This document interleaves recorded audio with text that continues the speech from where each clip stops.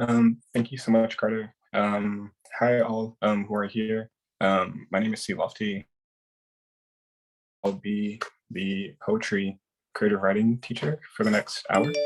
And I'm very excited to be here. Thank you, Carter, for putting up the first slide. So before we get into gear, I just wanted to give thanks to Carter, to give thanks for the Spark Reproductive Justice Now team, and just like organizing this whole event for the whole day. Just want to give thanks to y'all for making space for folks to share talents and to share treasures and time. And so, yeah, we can go to the next slide, Carter. Cool. So my name is C. Lofty. I'm from the South. I'm 22 years old. I have graduated from college in May of this year, where I studied critical race theory and visual culture. Recently relocated to Chicago, which has been pretty fun. And some interests of mine are poetry, long thoughts, and cooking. Next slide. So in our class today, we're going to be doing this creative writing workshop that's called Fluid Forms. Something that I've done before, but I want to do it again and sort of do it more like extensive in more detail. And so, yeah, I'm excited for class. In this workshop, we will look at different ways that poets use form to bring emphasis to a subject matter, tone, or topic, etc. And then we will use those creative fluid forms as we write poems and short stories. For materials wise, just a writing utensil and paper, or keyboard and a blank document. I'll be using my journal for today. Cool, next slide. So fluid forms. So where does this name like fluid forms come from? So fluid forms is just sort of the name that I have been giving to forms of poetry, where they all sort of fall under the umbrella of poetry, but the form to write that poetry or to like convey those messages can be different. It can be very fluid. And so, yeah, we may not get to all these types of forms of poetry, but we will spend some time looking at them. There's short poems, short prose, 6-word stories, poetry in long form, haikus, block form, nonsense poetry, nonsense prose. Cool, next slide. So the poets that we're looking at today, there's 6 of them. I sort of divided them into sort of like generations. So there's the first generation of June Jordan and Brooks and Hughes of sort of like the Harlem Renaissance, post-Harlem Renaissance, pre-like breakbeat poems. And then I did sort of post all that. So I have like more like well-known names today of Danez Smith, Morgan Parker, and Javon Johnson. So today I'm going to start with June Jordan. Don't mind the next slide, Carter. June Jordan was a lifelong poet, an activist. June Jordan was a teacher as well. She attended Barnard College and has an almost endless bibliography of poetry that's been recognized, but has been most been recognized by her advocacy and the way that her poetry, the way that her poetry begins to like advocate for the LGBTQ plus community, as well as for her long form poems. So if you don't mind, if you want to click that link, if you can, Carter, the one that said it's hard to keep a clean shirt clean, this should take us to the poem, and then I'll read the first one, and we can take volunteers after I read this. Cool. So again, June Jordan does a lot of like long form poetry. This is one of my favorite poems from her. It's called "It's Hard to Keep a Clean Shirt Clean." A poem for Saram, Shamlas Sunda, and all poetry for the people. It's a sunlit morning with jasmine blooming easily, and a drove of robin red breasts diving into the ivy covering what used to be a backyard fence, or doves shoving aside the birch tree leaves when a young man walks among the flowers to my doorway, where he knocks, then stands still, brilliant in a clean white shirt. He lifts a soft fist to that door and knocks again. He's come to say this was and what's any one of us to do about what's done, what's past, but prickling salt to sting our eyes. What's any one of us to do about what's done? And 7-month-old Bingo, puppy leaps and hits that clean white shirt with muddy paw prints here, here, and there. And what's any one of us to do about what's done? I say I'll wash the shirt, no problem. 2 times through, the delicate blue cycle of an old machine, the shirt spins and the soapy suds and spins and rinse and spins out dry, not clean, still marked by accidents, by energy of whatever serious or trifling cause the shirt stays dirty from the puppy paws. I take that fine white shirt from India, the threads as soft as baby fingers weaving them together, and I wash that shirt between the knuckles of my own 2 hands. I scrub and rub that shirt to take the dirty markings out. At the pocket and around the shoulder seam, on both sleeves, the dirt, the paw prints tantalize my soap, my water, my sweat, equity, involved in the restoration of a clean white shirt. And on the 11th try, I see no more, no anything unfortunate, no dirt. I hold the limp, fine cloth between the faucet streams, as water as transparent as a wish. The moon stayed out all day. How small it has become. That clean white shirt, how delicate, how slight, how like a soft fist knocking at my door. And now I hang the shirt to dry as slowly as it needs the air to work its way with everything. It's clean, a clean white shirt. Nobody wanted to spoil or soil that shirt. Much cleaner now, but also not the same as the first before that shirt got hit, got hurt. Not perfect anymore, just beautiful. A clean white shirt. It's hard to keep a clean shirt clean. Thank you, Carter, for scrolling through that.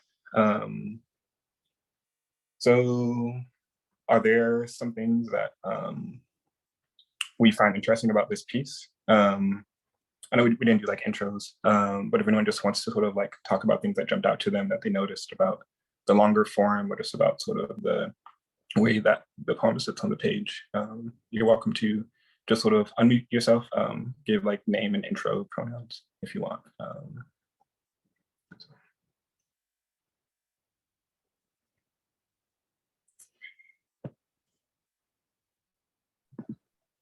Hi, everybody. I'm Kiana, pronoun she, they. One of the things that I had noticed, or that stood out a lot to me, was when reading, there's lines that have just one word in them, which reading through, it's a little, not disruptive, but it kind of forces you to like stop. It interrupts the flow a little bit. So that was just something that stood out to me. For sure. Thank you for sharing. Is there anyone else who wants to go?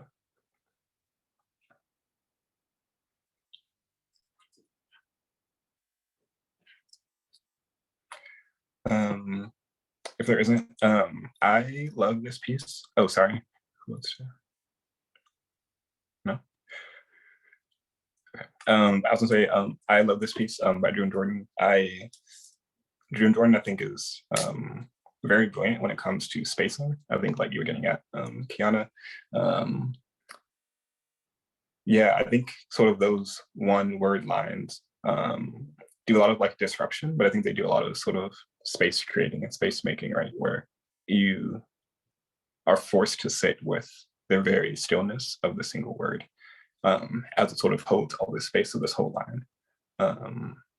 And I found that to be like really beautiful and really amazing. June Jordan has this cool way of talking around, right? Like talking around like the thing of this clean shirt, and then eventually like arriving at the clean shirt, like in the last paragraph, in the last stanza. But sort of like uses this whole long form to talk about, to talk like around the topic of the clean shirt. And sort of thinking about the clean shirt as just sort of like one's like going about of life, right? So thinking about the clean shirt as just sort of one's life. How like we can sort of clean things up, but things won't be perfect, but they will be beautiful. Like they will be the things in which we need. They will be enough for us, even if it's hard to keep things beautiful, right? So I love this piece by June Jordan. We can go to the next piece if you can, Carter. Gwendolyn Brooks. Gwendolyn Brooks was a leading poet of the Harlem Renaissance. Getting to my notes. She attended Kennedy King College and was the first African-American poet to win the Pulitzer Prize for her poem, Annie Allen. And if you don't mind clicking that link as well, to the Kitchenette Building poem. Beautiful, thank you. This is one of my favorite works. If anyone wants to read it, you're welcome to. I also don't mind reading it, but just wanted to offer space for folks who.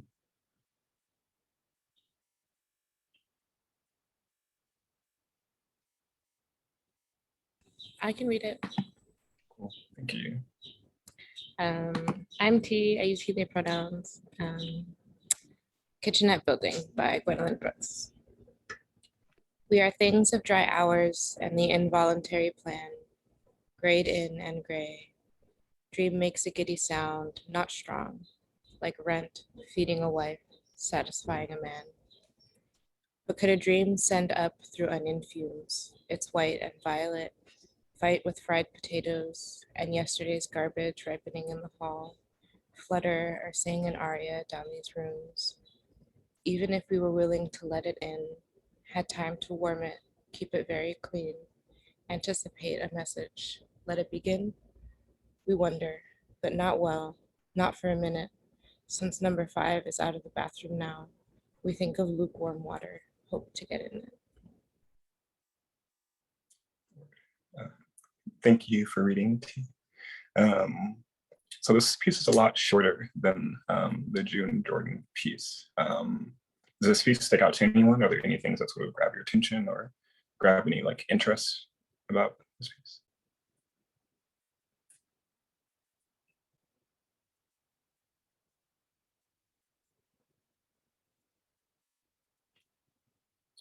I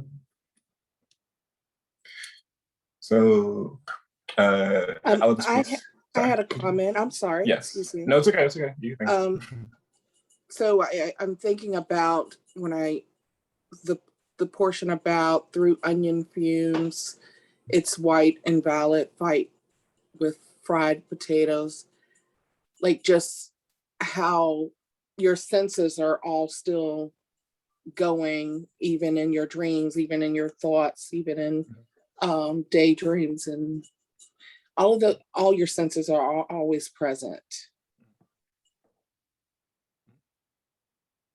For sure. I think Brooks does a very beautiful job at, I think, incorporating all those senses, right? Of both sort of like the more physical, tangible things, but also sort of like the more like smelliness. Like I feel like whenever I read those lines, I can really smell like the onions through the house and like the potatoes. Yeah. I come from a family who my mom used to cook potatoes in the morning, and so I'm very used to like waking up early and just like having that like aroma. And even the third line of that stanza, right? Of yesterday's garbage ripening in the hall, like that, even that sort of line does so much, right? It does so much about like the setting, the place, the piece. Is there anything else that sticks out to anyone else about this piece?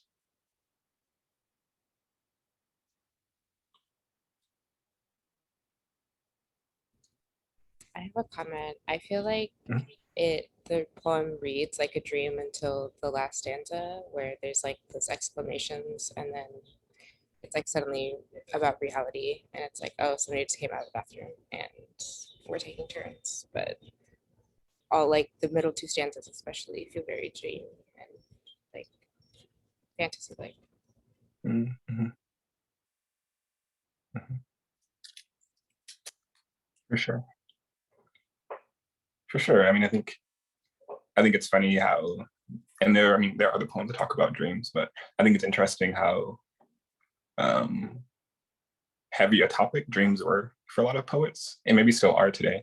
But I always found that really interesting, how sort of like dreams, or even like the concept of dreams, or writing about dreams, was sort of this like, dreams almost seem like this area that exists outside of reality, where they can be this like hope, or there's this sort of like animation, or there's this sort of like childlike youth, or like exploration of things in dreams. And then we come out of those dreams, and then we have to actually like face sort of like the brick and mortar, like the more like, I guess what Brooks calls like stronger words, words that don't make a giddy sound like dream, you know?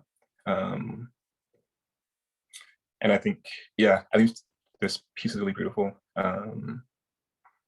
I think a lot of what you were getting at is sort of, I think why I love the piece is because it does feel like this dream. It does feel like this very like sensory piece that really gets at, I think, like, not letting, even if one's surroundings, right, like interrupts those dreams, like waiting for the bathroom to be empty, or realizing that you're waiting in line for a bathroom can sort of definitely like disrupt a dream. But that isn't to say that the dream somehow is not alive or dead, you know, it just has to be like interrupted.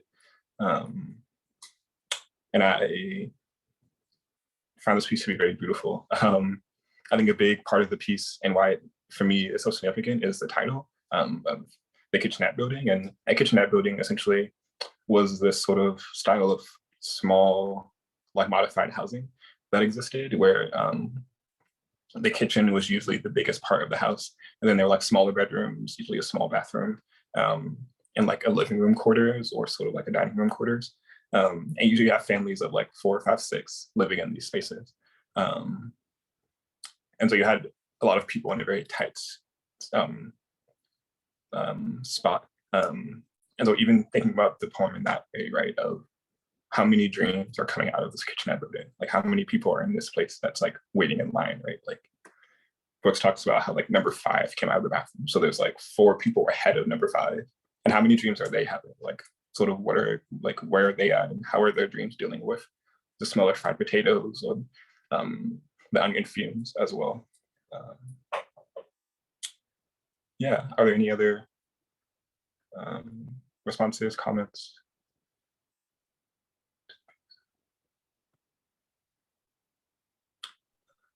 Hey, I have a comment. Mhm. My name is Safat. I use they, them pronouns. And I did wonder, like reading this line, it's white and violent fight with fried potatoes. I was wondering how many different like colors and words this author went through to get that kind of exact connotation, and like which different foods, or if it was just like an instant association, or if it was kind of like going through different, you know, different foods to see which one hit that type of meaning that they were trying to give. Yeah, for sure. I think our next piece that we look at, we will be looking at sort of like a shorter form, and sort of thinking about like the, like, not just the intention, right, but sort of what you said, sort of like how many combos, like how many like situations or combos was put together before the artist arrived at this point of choosing these words. And I always think that like poetry is really cool, because like there's this quote, I forget who said it, but there's this quote that the guy's talking about the difference between prose and poetry, and he says that like prose can be like words in an order. Prose can be like any types of words in any order, as long as it gets to the story. But he talks about how poetry, like what separates poetry from prose is that poetry is the best words in the best order. And I always find that to be really cool. And I think about the best, like the most supreme or the most powerful, but think about like what gets to the point quickest, what gets to the point that you want to make, like the best words that get you to the best place that you want to get yourself to using those words. Does that make sense? And I think about poetry in that sense also, of how are these writers using the best words that they have, the best words that they know that they can like come across to get to the best outcome, the best point of what they want to do. Cool. Is this anyone, well, are there any other comments for that piece? We can move on as well. Cool. The next slide, Carter, if you don't mind. Langston Hughes. Langston Hughes was a prominent poet during the Harlem Renaissance. He attended Columbia University for a year before he left to go travel. He has a long catalog of work, most recognized for his creation of jazzy poetry and his use of short form poetry. Can click the link to Dreams.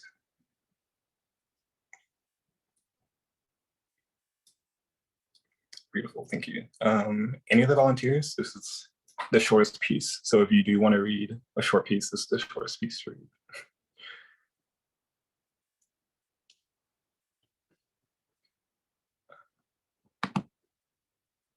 Everyone wants to, I definitely can. So this is Dreams by Langston Hughes. He says, hold fast to dreams, for if dreams die, life is a broken winged bird that cannot fly. Hold fast to dreams, for when dreams go, life is a barren field frozen with snow.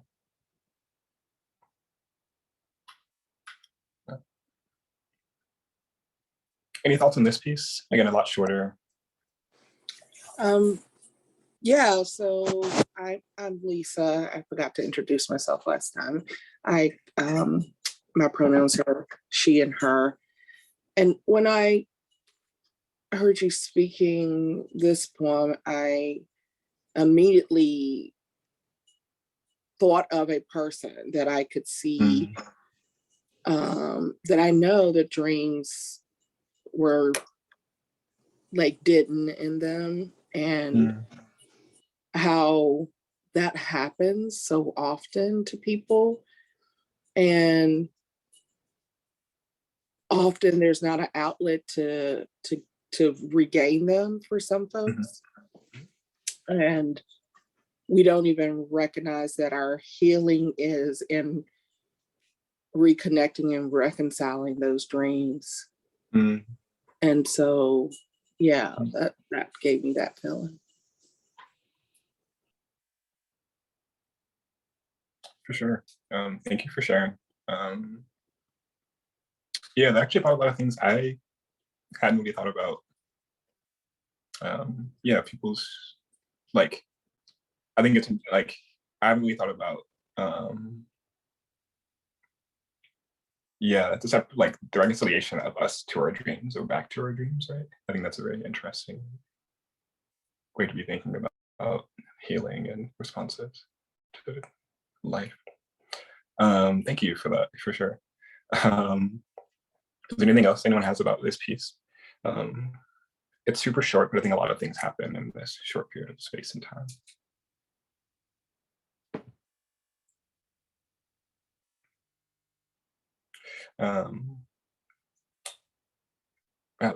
So Dreams. So this piece is really cool because I think Langston uses a lot with very similar words. As you can see from the piece, the first two lines are very, very similar.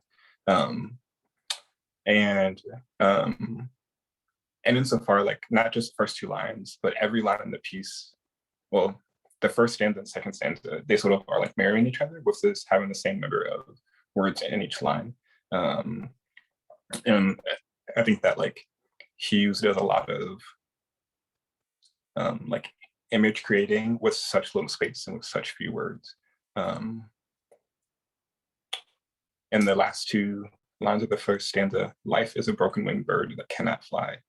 And sort of thinking about like, if he's equating dreams to sort of the wings of a bird, right? And how we think about like birds without wings as still birds, but just unflat, like birds that can't fly. So what does this mean about how we are defining dreams to humans, right? It almost seems this thing where like when humans aren't able to dream, we sort of are losing this defining characteristic that would equate to like wings on birds, right? Like a wingless or like a broken winged bird that cannot fly is essentially, it's very similar to a human who can't dream. A little what that image sort of brings up for us, and as well as like in the second stanza of for when dreams go, life is a barren field frozen with snow. I'm sort of thinking about again, like what is this sort of, and even going back to like the senses that someone said earlier, this sense of like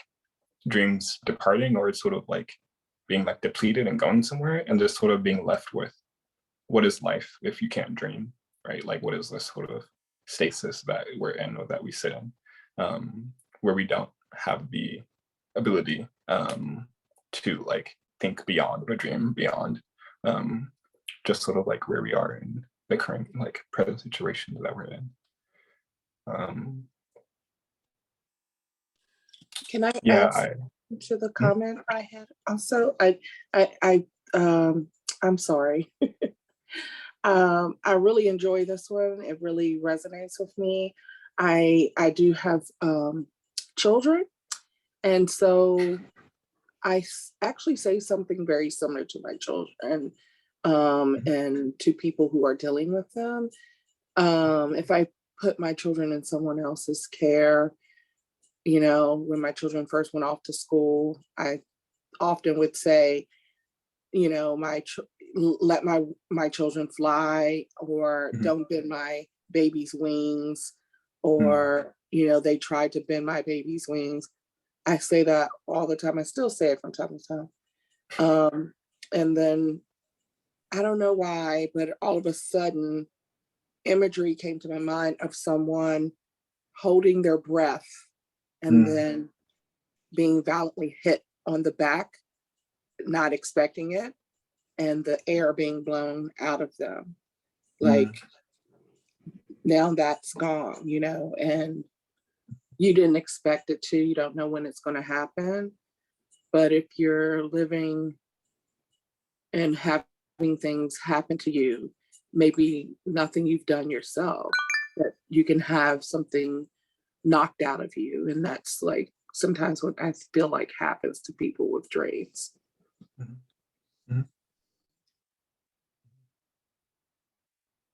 For sure. Yeah, I definitely think that like, yeah, I love this thing of like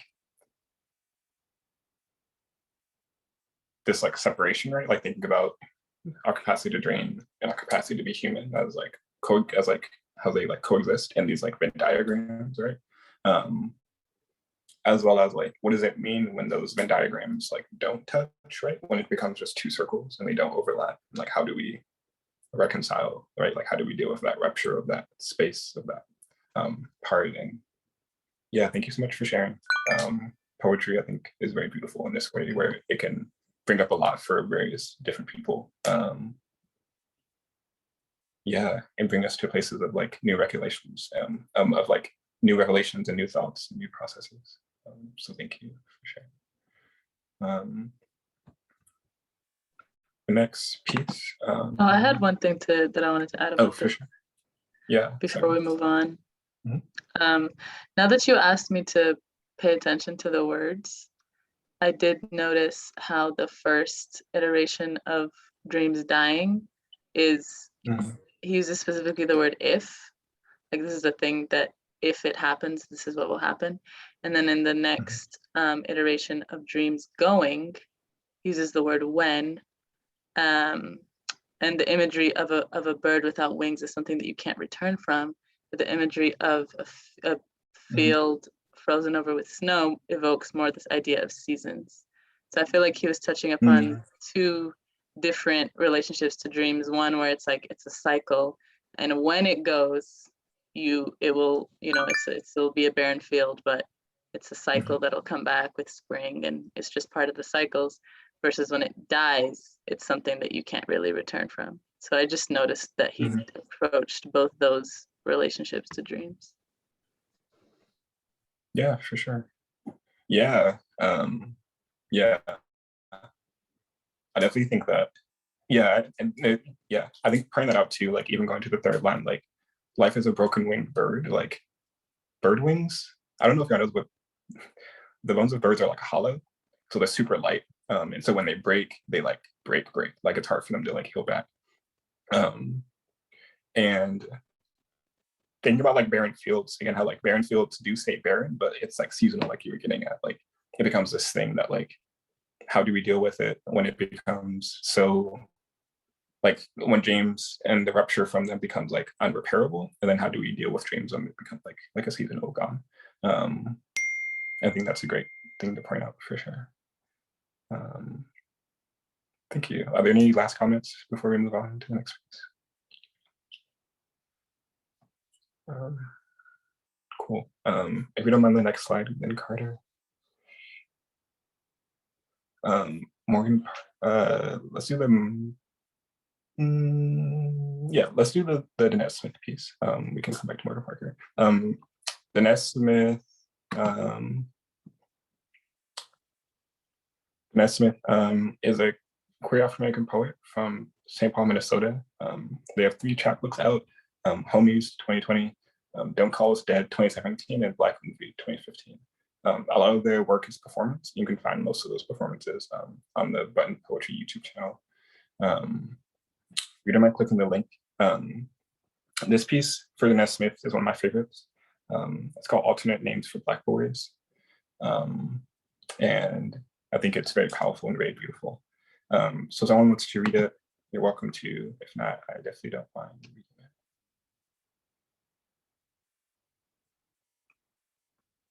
Cool. I could definitely read. Alternate Names for Black Boys by Danez Smith.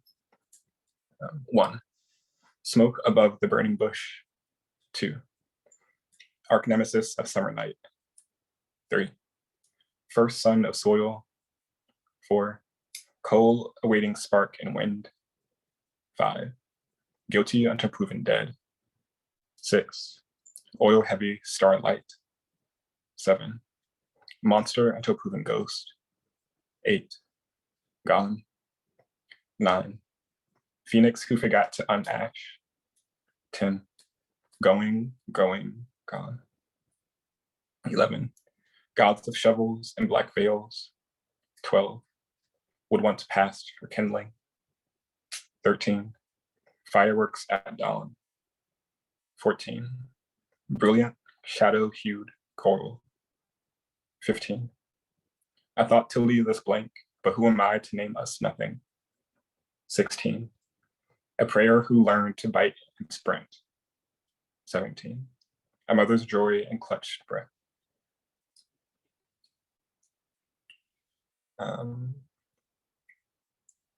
Heavy piece.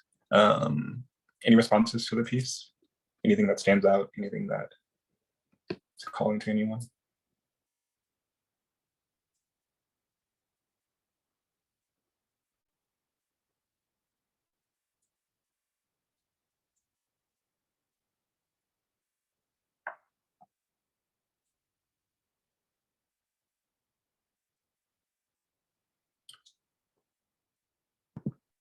Yeah.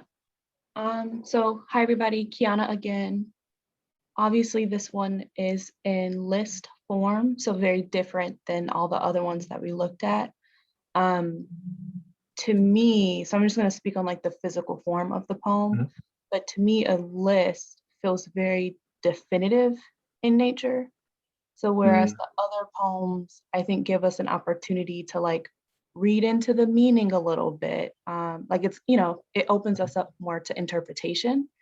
A list to me is like, you have your grocery list, your to-do list, like these are just the reality of things. And so when you have all these very heavy and very sad ways to think about Black men, it's like, this is a definitive, the nature of things, right? There is no room for interpretation here. Yeah, for sure. It's a great observation, for sure. Are there any other comments, observations on the piece? Anything that stands out?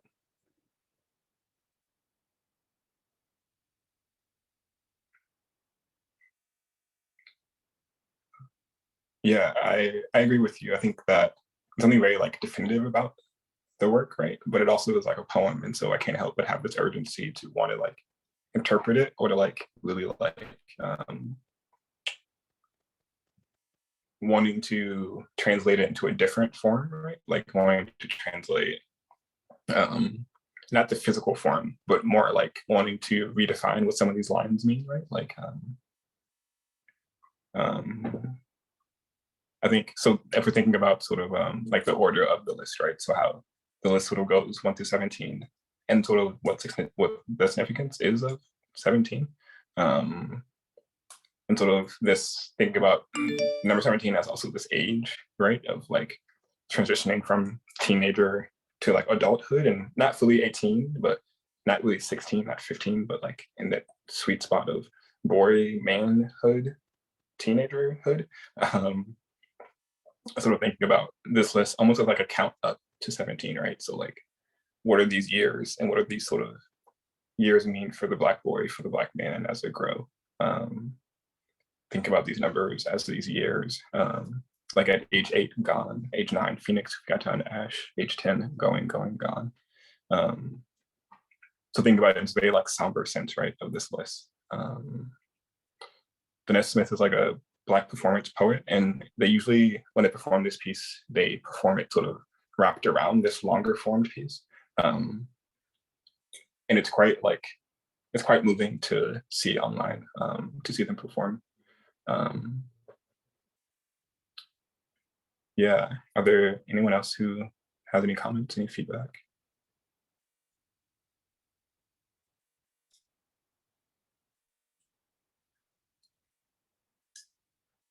Cool. Last chance for feedback before we move on. We can do the next slide of Javon Jackson. That'll give us enough time to do some writing afterwards as well. Yeah, Black and happy. So Javon Jackson, well, not Jackson, Javon Johnson. Javon Johnson is from LA. He's a full-time college professor and performer, and the author of 3 chapbooks. Killing Poetry, Making of Slam and Spoken Word Communities, 2017. The End of Chirac, a literary mixtape, 2018. And Ain't Never Not Been Black, 2020. This next poem is a video, and talks about just like Black death as well. So just wanted to give space and heads up for those. And so, yeah, we're gonna just watch this and then do some writing afterwards. So yeah, Carter, if you don't mind.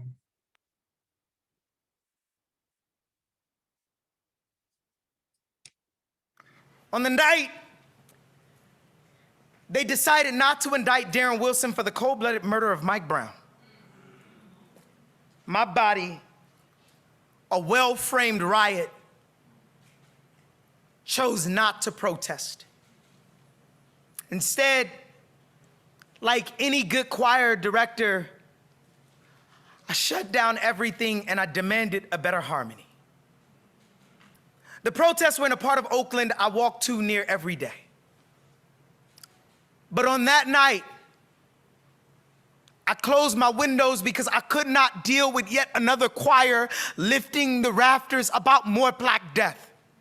I did not want to feel sad or angry. I didn't want white supremacy to tell me how to feel. Yet once again, that night, I cut off all my lights because black was the only God I knew worth praying to. I asked if Jesus beat a black woman. Said the only black people I know who could turn that small amount of food into feasts are big mamas. We laughed, we joked, we talked about bones and spades, about how all the old black men I know who smoke menthols know how to fix carburetors. We marveled at how creative black kids are. Said they must be. This world ain't never been saved. So they build new ones out of scrap paper, bones, and possibilities. That night, I danced on beat, which is to say, I chose to be happy and black.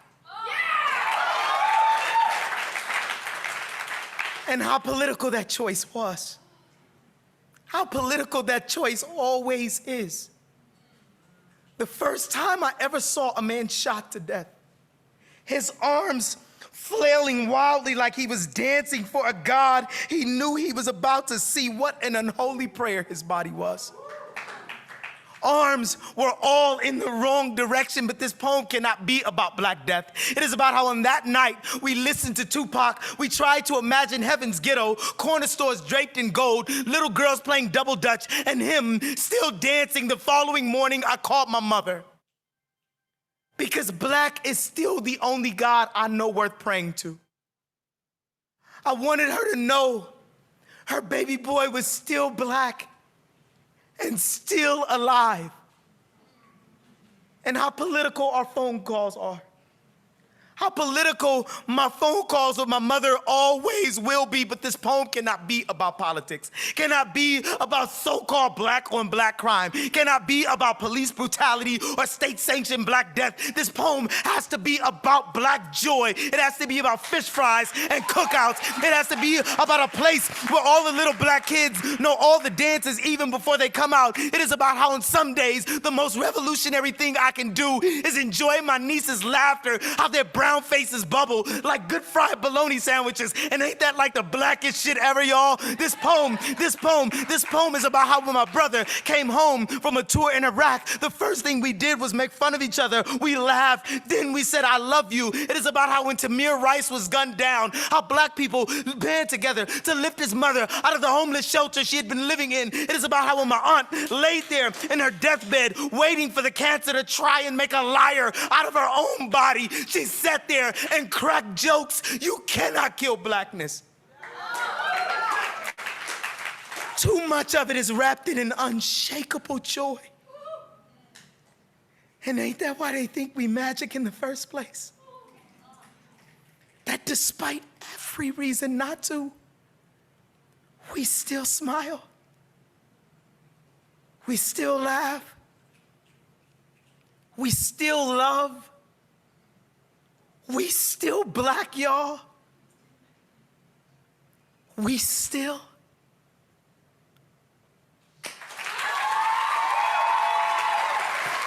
Thank you, thank you. Thank you so much, Carter. That was Javon Johnson. I love that piece of Black and Happy. Are there any other responses to it? Any sort of comments or takeaways?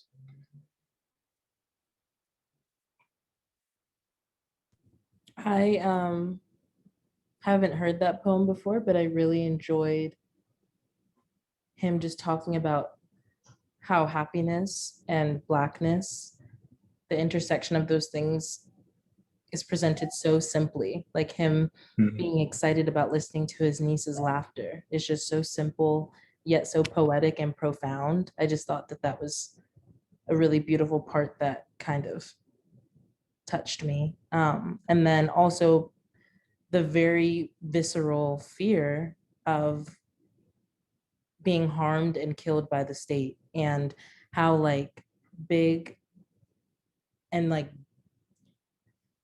unique it was for his brother to come home from his tour, like for his brother to like still be alive in front of him, and how like he was almost like validating and confirming that life by doing something as simple as joking around with him, like and then again like telling him he loved him. I just thought that poem was really beautiful.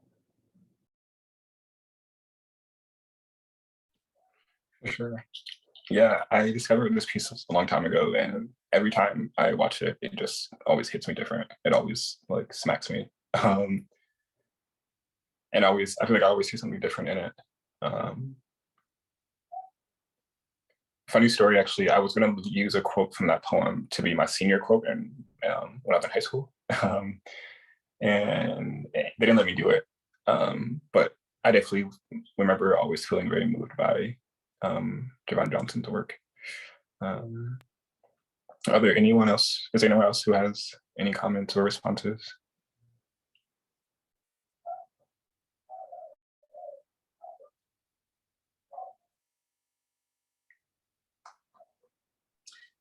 I really enjoyed that the piece where he talked about actually calling his mother and how it was political, but it's not political because it's just number one, that loving relationship that you do, you call your mom, but it's also just remembering that when she is hearing of other young men dying, that you can best believe she's thinking of you, concerned about you, and you connect with her also about like that she's home, she's your safe place. So that's finding that together, doing that together. And it's not political, but it is political. It's defiance, right? So yeah. Yeah, for sure. I appreciate you sharing as well. I think as someone who actively calls their mother as well, and living far from her, I think that it's not a political act because we want it to be. It's a political act because that's sort of just the reality that we live in. It just sort of it just sort of becomes a political act. I have to like remind my mother of my survival, you know, after like you have to approach people and sort of like approach like family members and like tell them no, like we're still here, like I'm still here, still breathing, still alive, still happy. And I don't think that, again, like those are just like what you do when you're in a relationship with someone, like when you're in a loving, caring home like relationship with someone who's family, like you just do those phone calls. Those phone calls just, I think, have a different meaning, a different ring to them when they do the same work of reminding someone, right, that we're not gone, that we haven't gone anywhere. Any last comments on writing? I will say too, I love the cheering, you know, the clapping, the cheering, the celebration, and just hearing him talk about Black joy and happiness. And that's moving in itself, that people are saying, yes, that's our reality. That we are full of joy all the time. And these things that go on around us will not deaden that in us. For sure. That last slide is a perfect slide to be on, fluid forms. Thank you for sharing again. In this time, we're just going to use some time just to write. These are some examples of form. Some of these forms we saw in some of the poets, and others we just didn't really get to, but there's short form poetry, there's short prose, 6-word stories, there's haikus, and long form poetry. And some definitions. These definitions aren't, you know, like, these are just sort of movable definitions, right? So they're not solid, and they can be adjusted for sure to fit whatever works. These are just sort of definitions that I use whenever I'm writing like short form poetry or short prose or like long form poetry. And so, yeah, if you just want to take some time just to sort of write, maybe like 10 minutes, and then we can come back and share a couple and close out our time. Does that sound good with folks? I just want to note we actually only have 6 minutes left with each other because the closing wellness plenary is at 4. Oh, okay, I got you. Valid. Very valid. Yeah, maybe we can just sort of, if folks want to write, you're welcome to write. You can also just continue talking about the poems that we saw. If folks would just like to sort of be in conversation or have some time to free write.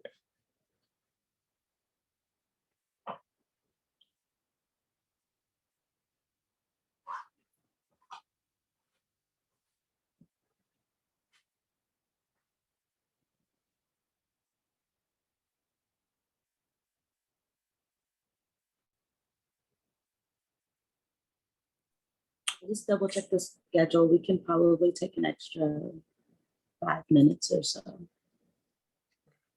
Yeah, only that works. I don't want to like push anyone out of their designated time slots. I just sort of, you know.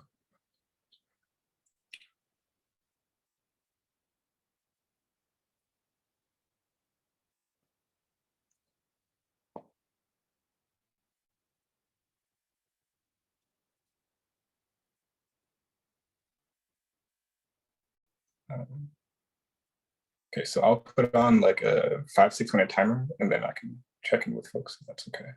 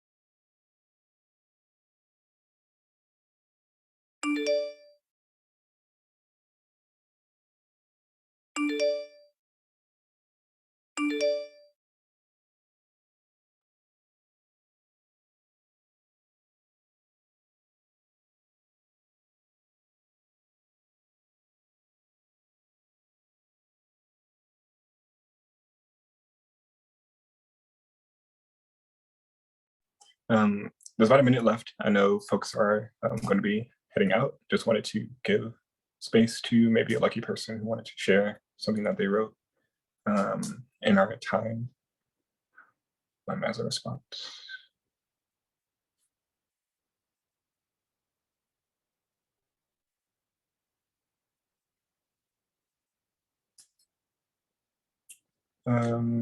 If there isn't, just wanted to say thank you. Oh, for sure, definitely sure. For sure. I wrote something very quickly because I'm kind of fascinated about how this workshop is about, you know, writing as you speak and forming your words. And I've been watching this annotation happening as we're speaking and kind of watching the words literally being written as we speak.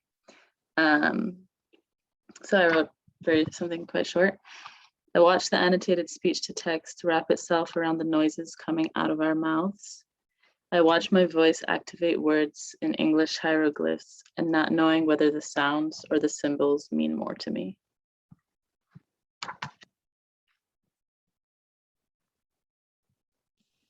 Thank you. Yeah, I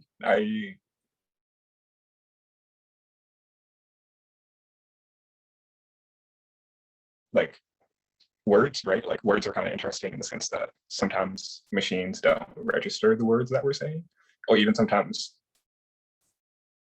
how other people or things understand the words we're saying is different than the words that come out, right? Or that we mean to come out. And so, yes, I love that. I think, yeah, it's interesting thinking about language and machinery and their relationship together. Thank you for sharing. Is anyone else? Last person.